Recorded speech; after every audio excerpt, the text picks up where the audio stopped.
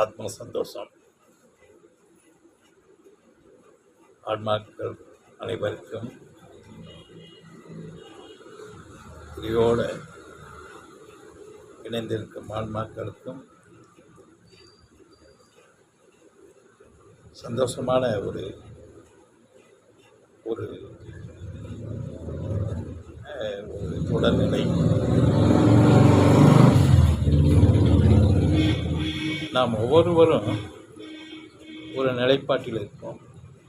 ஒருவர் பக்தியில் இருப்பாங்க, இன்னொருவர் ஆன்மீகத்தில் இருப்பாங்க, இன்னொருவர் யோகத்தில் இருப்பாங்க. அப்புறம் அப்படியே அடுத்தடுத்த நிலையில் இருந்துட்டு ஃபைனல் தான் அந்த பிரபஞ்ச நிலை, இந்த பிரபஞ்ச ஆற்றல். இந்த ஒவ்வொருத்தரும் ஒரு நிலையில் இருக்கும்போது ஒரு நிலைப்பாட்டிற்குள்ள ஒரு வழிபாடாக இருக்கும். ஒவ்வொருத்தருக்கும் ஒரு நிலைப்பாட்டுக்குரிய நிலையாக இருக்கும். பொதுவானதாக இருக்காது, முன்ன பின்னே அமைந்திருக்கும். ஆனால் முடிவில் வரும்போது பூஜ்ஜியம்தான், பிரம்மந்தான். அது உடனே கிடைக்காது. பால் காய்ச்சிய பின் அப்புறம் மோர், தயிர், வெண்ணெய் அப்படி இப்படின்னு போய் ஏகப்பட்ட நிலையில் சித்தியாக வேண்டும். அது ரொம்ப கடந்து போகக்கூடிய நிலை உள்ளது. வரட்டும், எல்லாருக்கும் அமையணும்.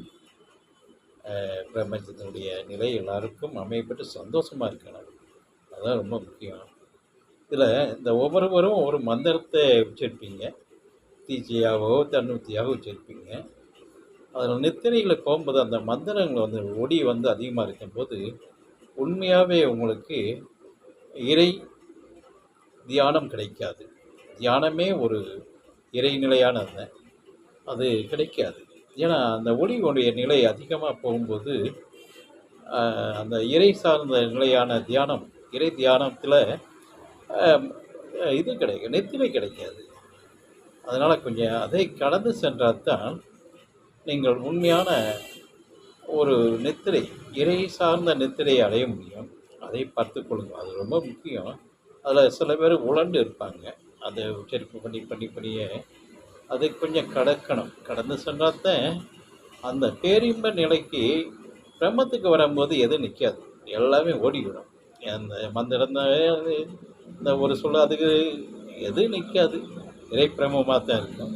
அந்த நிலைக்கு வர நீங்கள் இறையோடு இறையாக நேசிங்கள்.